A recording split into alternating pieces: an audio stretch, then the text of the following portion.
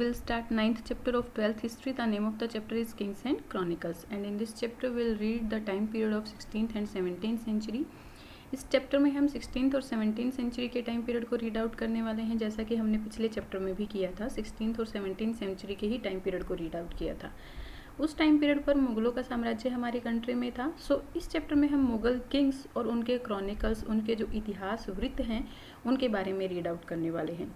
एक क्रॉनिकल आईने अकबरी के बारे में हमने प्रीवियस चैप्टर में रीड आउट किया था। हमने देखा था कि आईने अकबरी में कैसे उनकी फैमिलीज़ के बारे में, एग्रेरियन सोसाइटी के बारे में लिखा हुआ है।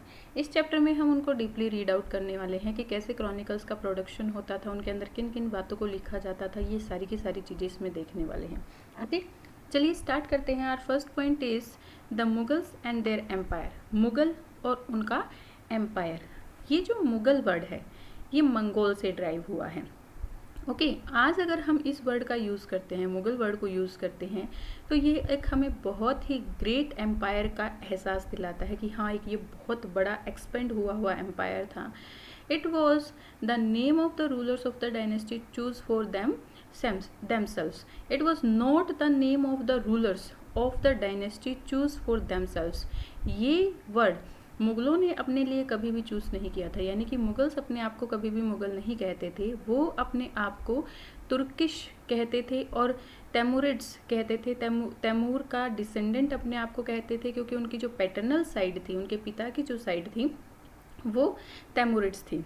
ओके, बट उनकी जो मैटरनल साइड, मदर की जो साइड थी, वो गेंगिस खान से रिलेट करती थी और मंगोलों से रिलेट करती थी। बट ये लोग मंगोलों को कभी भी पसंद नहीं करते थे, हमेशा उनको क्रिटिसाइज ही कहते थे। उन्हें एक बार्बरिक हॉर्ड्स यानी कि बर्बर गिरोह के कहकर हमेशा पुकारा करते थे। बट फिर कैसे जो है इन्हें मुगल कहा जाने लगा?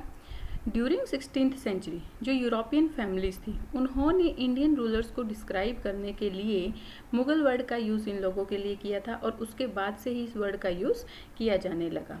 ओके, जो चलिए अब देखते हैं मुगल एम्परर्स के बारे में। एक्चुअली 6 मेन मुगल एम्परर्स हुए। सबसे पहला मुगल एम्परर था Babur, Zahiruddin Babur, the founder of the empire, जो इस एम्पायर का फाउंडर था। एक्चुअली बाबर की जो होमलैंड थी वो थी फरगना। वहाँ पर उसके कुछ प्रोटेस्टर्स थे, उज़्बेक्स ने उन्हें भगा दिया था फरगना से। अब फरगना से भागने के बाद बाबर कुछ टाइम तक काबुल में रहा, लेकिन जब उसको दिखाई दिया कि उसके क्लैंस की नीड कंप्लीट नहीं हो रही है, तो और रिसोर्सेज की तलाश में वो इंडियन सब कॉन्टिनेंट में आ गया था। ओके, अब इंडियन सब कॉन्टिनेंट में आने के बाद फिर उसने यहाँ पर 1526 में अपने एम्पायर को फाउंड किया था, यहाँ पर एस्टेब्लिश किया था। उसने यहाँ पर 1526 से 1530 तक अपना रूल किया। उसके बाद उनका जो सक्सेसर हुआ था वो था नसीरुद्दीन हुमायूं। नसीरुद्दीन हुमायूं ने 1530 से 1540 और 1555 से 1556 2 फेजेस में अपना रूल किया था। एक्चुअली 1540 में अफ़गान के लीडर शेरशाह सूरी ने उसको हरा दिया था और यहाँ से भगा दिया था। भागने के बाद वो ईरान के रूलर्स, सफ़ावी रूलर्स की शरण में चला गया था। सफ़ावी रूलर्स के साथ वो कुछ टाइम तक रहा और 1555 में उसने शेरशाह सूरी के ऊपर अटैक किया और उसको हरा दिया और फिर से यहाँ का रूलर बन बैठा था। बट 1 ईयर बाद ही उसकी डेथ हो गई थी, यानी कि 1555 से 1556 तक दोबारा उसने यहाँ पर रूल किया था। उनके बाद जो उनका सक्सेसर बना वो था जलालुद्दीन मोहम्मद अकबर। जलालुद्दीन अकबर जो है वो मुगल एम्परर्स में से सबसे greatest of all the Mughal emperors का सबसे ग्रेट किंग माना गया है। और उसका टाइम पीरियड जो था वो था 1556 टू 1605। उसे ग्रेट इसलिए माना गया है, ना केवल उसने अपनी टेरिटरीज़ को एक्सपेंड किया, बल्कि उसने अपने किंगडम को एक लार्जेस्ट, स्ट्रॉन्गेस्ट और रिचेस्ट किंगडम बना दिया था। उसने अपने एम्पायर को हिंदुकुश, वेस्ट में हिंदुकुश माउंटेन तक फैला दिया था, और इवन जो तुरान और ईरान से जो अटैक हो रहे थे उनको भी उसने रोका और अपने किंगडम को एक प्रॉस्पेरियस किंगडम बनाया। ओके, उसके बाद जो उनके डिसेंडेंट हुए वो थे जहांगीर का टाइम पीरियड था 1605 to 27। Then Shahjahan 1628 to 58। Then Aurangzeb 1658 to 1707 sorry. इन लोगों ने भी ये जो एम्परर्स थे इन्होंने भी अपने एरिया को बहुत ज़्यादा एक्सपेंड किया और अपने एरिया को प्रोस्पेरस बनाने के लिए बहुत ज़्यादा वर्क किया। ठीक है, मीन्स 1607 तक जो मुग़ल एम्परर था वो कंटिन्यू एक्सपेंड होता चला गया और रिचनेस उसके अंदर आती चली गई, वो रिच होता चला गया। लेकिन 1607 में after the death of Aurangzeb 1707 में औरंगजेब की डेथ हो गई थी और औरंगजेब की डेथ होने के बाद ये जो डायनेस्टी की पावर थी वो डिक्लाइन होती चली गई थी। धीरे धीरे ये लोग बहुत ज़्यादा कमज़ोर होते चले गए थे। हालांकि मुग़लों का रूल हमारी कंट्री में 1857 तक रहा। 1857 में हमारी कंट्री में जो फ्रीडम के लिए फर्स्ट वॉर हुआ था उसमें ब्रिटिशर्स ने इनको उखाड़ फेंका और उसके बाद से मुग़लों का रूल यहाँ पर ख़त्म हो गया था। ओके, ये था मुग़लों का रूल कि कहाँ से कहाँ तक रहा। 1526 से मेन 1707 तक औरंगजेब तक, उसके बाद उनकी पावर डिक्लाइन हो गई थी, लेकिन फिर भी 1857 तक वो यहाँ पर रहे। एक बार फिर से रिवाइज करते हैं। सबसे पहला जो एम्परर था वो था Babur, then Humayun, then Akbar, Jahangir, Shah Jahan and Aurangzeb. Okay, next move to next, the production of chronicles. Chronicles का प्रोडक्शन कैसे किया जाता था। एक्चुअली मुग़ल एम्पायर के बारे में या मुग़ल एम्परर्स के बारे में जानने का एक ये बहुत ही इम्पॉर्टेंट सोर्स है क्रॉनिकल्स। इन क्रॉनिकल्स से हमें मुग़ल एम्परर्स के बारे में बहुत कुछ पता चलता है। जैसे हमने आईने अकबरी में देखा था कि अकबर के बारे में, उसकी फैमिलीज़ कैसे रहा करती थी, इन सब के बारे में हमें आईने अकबरी से बहुत कुछ पता चलता है। वहाँ की एग्रेरियन सोसाइटी कैसे, वहाँ पर टैक्स को कलेक्ट किया जाता था, ऑफिसेस कैसे होते थे, ये सारी चीज़ें हमें इन्हीं क्रॉनिकल्स से पता चलती हैं। इन क्रॉनिकल्स को लिखने का जो मेन पर्पस होता था वो होता था उस टाइम पर जो रूलर होता था, सपोज अकबर रूल कर रहा है तो अकबर को बहुत ज़्यादा महान दिखाना। ओके, और ये भी दिखाना कि उसके साथ जितने भी वॉर हुए हैं, दूसरों ने उसके ऊपर जितने भी अटैक किए हैं उन सबको हरा दिया है।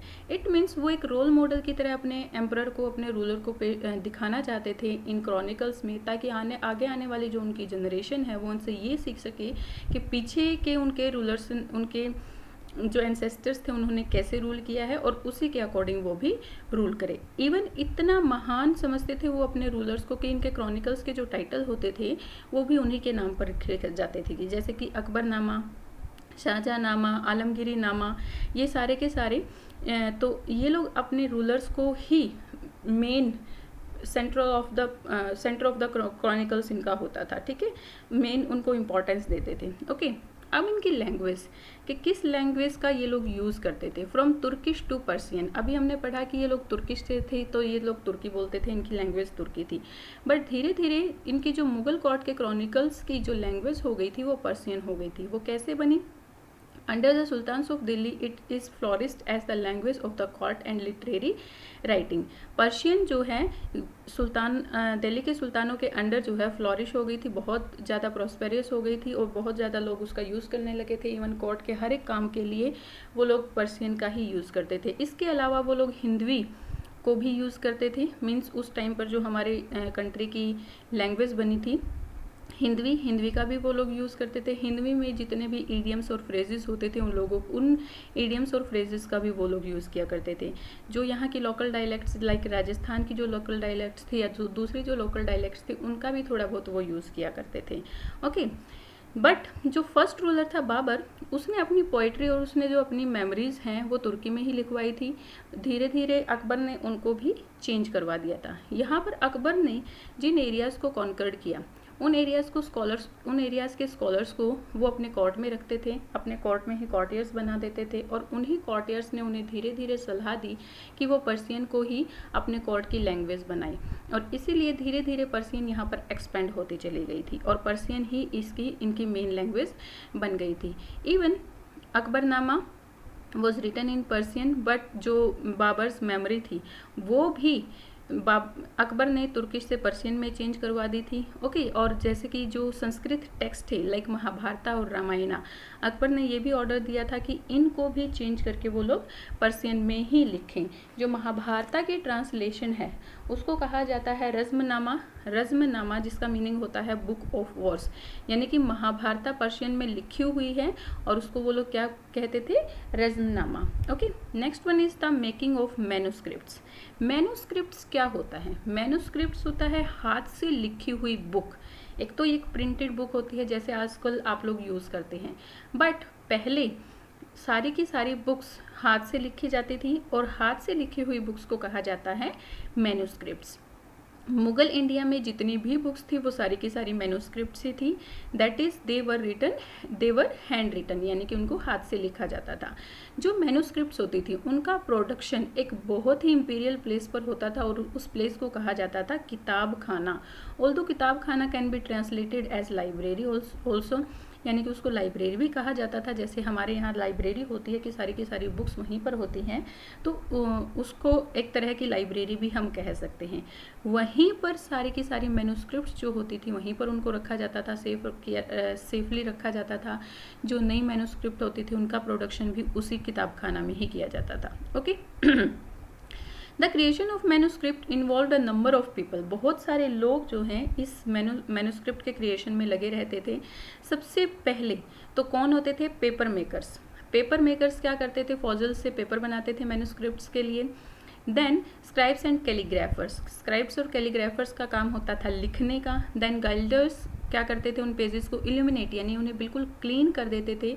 उसके बाद जो प्रिंटर्स होते थे उनका काम होता था ऐसे सीन्स या फिर ऐसे इवेंट जिनको वर्ड्स में डिस्क्राइब करना मुश्किल होता है, तो उनके लिए वो क्या करते थे? बुक्स में उनकी पेंटिंग बना देते थे। लाइक कोई वॉर हो रहा है या फिर मुगल दरबार लगा हुआ है या फिर मुगल दरबार में कई बार जो शादियाँ होती थी, फैमिली फंक्शंस होते थे, उन सब की पेंटिंग्स वो लोग इन बुक्स में प्रिंट करते थे। ओके, उसके बाद लास्ट वर्क होता था बुक बाइंडर्स का। बुक बाइंडर क्या करते थे? इन अलग अलग पेजेस को बाइंड करके एक वैल्यूएबल बुक के रूप में फॉर्म कर देते थे। ओके, ये जो सारा का सारा काम था इन क्रॉनिकल्स को लिखने का, स्टार्टिंग से लेकर एंड तक, ये सारा का सारा काम बड़ा ही बहुत ही ब्यूटीफुल वे से किया जाता था। इसके ऊपर बहुत ध्यान रखा जाता था। जैसे हमने आईने अकबरी के बारे में देखा कि आईने अकबरी को पूरी तरह से एक बुक के फॉर्म में करने से पहले अबुल फजल ने उसको 5 टाइम रिवाइज किया था कि कहीं कोई मिस्टेक ना रह जाए। तो ऐसे ही सभी जितनी भी मैन्युस्क्रिप्ट्स लिखी जाती थी उन सब के बारे में ये ध्यान रखा जाता था कि कहीं कोई किसी टाइप की कोई मिस्टेक ना हो। ओके, अब ये जो लोग लगे हुए होते थे, जो printers, book binders, paper makers होते थे, कैलीग्राफर्स होते थे, इन लोगों की अलग अलग पोस्ट होती थी। जो कैलीग्राफर्स और प्रिंटर्स होते थे उनको जो है मेन इंपॉर्टेंस दी जाती थी। उन्हें बहुत सारे टाइटल्स, पदवियाँ भी दी जाती थी और अवार्ड्स भी दी जाती थी। इसके कंपैरेटिवली जो बुक बाइंडर्स होते थे या पेपर मेकर्स होते थे वो गुमनाम आर्टिशंस ही बनकर रह जाते थे, यानी कि उनको इतनी ज़्यादा इंपॉर्टेंस नहीं दी जाती थी। कैलीग्राफी एक बहुत ही मतलब स्किल कला थी। उसको मतलब जो कैलीग्राफी करता था उसको बहुत ज़्यादा इंपॉर्टेंस दी जाती थी। कैलीग्राफी के लिए ये लोग एक ट्रीमेड रीड यानी कि सरकंडे का यूज़ करते थे। सरकंडे के छोटे छोटे पीसेस करते थे, उसको आगे वाली उसकी जो टिप होती है उसको बहुत पैना कर लिया जाता था, नुकीला कर लेते थे। देन उसके टिप में बीच में थोड़ा सा कट लगा देते थे ताकि वो इंक को, जो इंक स्याही होती थी, कार्बन इंक जो होती थी जिसके थ्रू लिखा जाता था, उसको सोख सके और आसानी से लिख सके। ठीक है, यही जो है अकबर की फेवरेट स्क्रिप्ट भी हुआ करती थी, फेवरेट राइटिंग वे भी हुआ करता था। अकबर इस राइटिंग वे को बहुत ज़्यादा पसंद करता था जो ये सरकंडे की हेल्प से लिखी जाती थी। ओके बेटा, today will do up to here, next part will do in next video. I hope you are getting all the videos. Tell me in comment section. Please like and share my videos and subscribe my channel. Thank you. Bye bye. Keep learning.